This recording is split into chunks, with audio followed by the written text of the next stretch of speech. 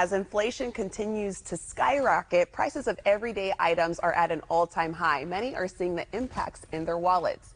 Schoolsfirst Federal Credit Union wants to shed light on spending practices that may be a sign of a bigger problem. It's Financial Wellness Wednesday, and Roseville Branch Manager Travis Marra is here with how to spot the signs and how to curb your spending habits. Hi, Travis. Hello, good morning. Good morning, Travis. I'm excited to talk about this one, but I'm also nervous because you're talking directly to me about these spending habits with inflation happening. Sure, talking to the mirror here. Yeah, okay, perfect. So, Travis, I know we've all had some late nights scrolling on our iPads or our phones, maybe hitting the buy button a little too much, but not being careful with spending can become a long-term financial burden, correct? Yeah, it really can. And, you know, generally there's two types of spending. There's spending on essentials, your housing, your clothes, your food, but there's also discretionary spending, which is all non-essential items.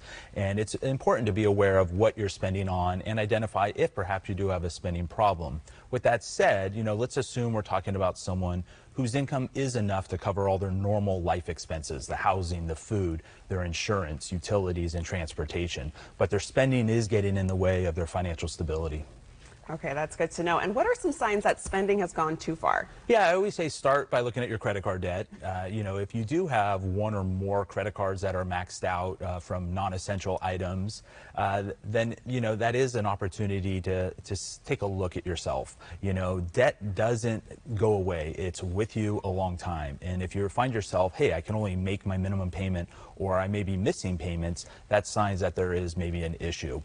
You know, if you're curious about your own personal situation, it is an easy process. You know, credit cards are required on their statements to tell you how long will it take to pay off my balance if I just make that minimum payment. So I encourage you to review all of your statements and kind of self-assess. How long of a time frame am I looking? And that's considering I don't charge another penny and I continue making that minimum payment. So we do encourage you know, individuals to kind of take some of that excess spending and apply it to your credit cards on top of your minimum payments.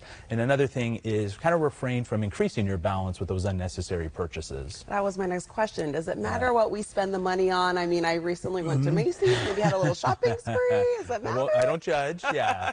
But it is important to look at what you bought and see where your money is going. You know, was this that emergency car repair or that unexpected funeral expense? You know, a lot of times those are more problems from a cash flow standpoint, not a spending issue.